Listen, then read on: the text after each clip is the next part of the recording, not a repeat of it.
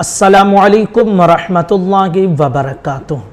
सवाल ये पूछा गया है कि वहाबी देवबंदी जो बड़े जानवर की कुर्बानी का इज्तिमाई कुर्बानी का एहतमाम करते हैं, तो क्या हम उनके पास हिस्सा ले सकते हैं या नहीं। अच्छा सवाल है। आज की इस वीडियो में हम आपके सामने इस मसले को क्लियर करेंगे। बहुत अहम और ज़रूरी मसला है, ध्यान से सुन लीजिए और मसले को समझ लीजिए।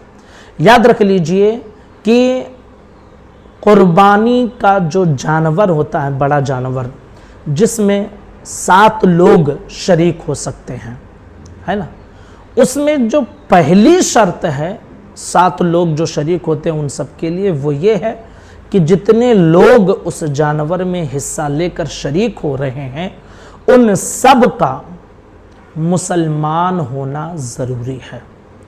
अब इमाम अहले सुन्नत इमाम अहमद रज़ा खां फाज़िल बरेलवी अलैहि रहमा और हमारे सुन्नी सहीहुल अक़ीदा उलमा ने वहाबिया और दयाबना के बारे में जो हुक्म फरमाया है वो ये है कि वो और उनके बुज़ुर्गों ने कुफ्रिया अक़ाइद बनाए और उसके वो पैरोकार हैं और उन्हीं को वो फॉलो करने वाले हैं, लिहाजा वो सुन्नी नहीं है और बल्कि वो काफिर और मुर्तद हो चुके हैं।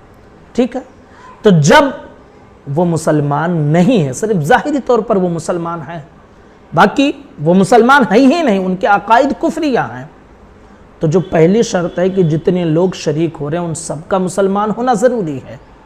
तो अब अगर वहाबी देवबंदी आपके उस हिस्से में आपके हिस्से के साथ शरीक हो गए तो किसी की कुर्बानी नहीं होगी। याद रखिए, बड़े जानवर में जो 7 हिस्से होते हैं या 7 से कम 1 या 7, कम से कम 1, ज़्यादा से ज़्यादा 7, जितने लोग भी बड़े जानवर में शरीक होते हैं, पहली शर्त यह है कि सबका मुसलमान होना ज़रूरी है। लिहाजा अगर कोई काफिर मुर्तद उसमें शरीक हो जाता है तो किसी की कुर्बानी नहीं होगी। लिहाजा वहाबियों के यहाँ, देवबंदियों के यहाँ हरगिज़ कोई भी सुन्नी सहीहुल अक़ीदा मुसलमान बड़े जानवर में हिस्सा ना ले, वरना कुर्बानी अदा नहीं होगी, कुर्बानी आपके ज़िम्मे बाकी ही रह जाएगी।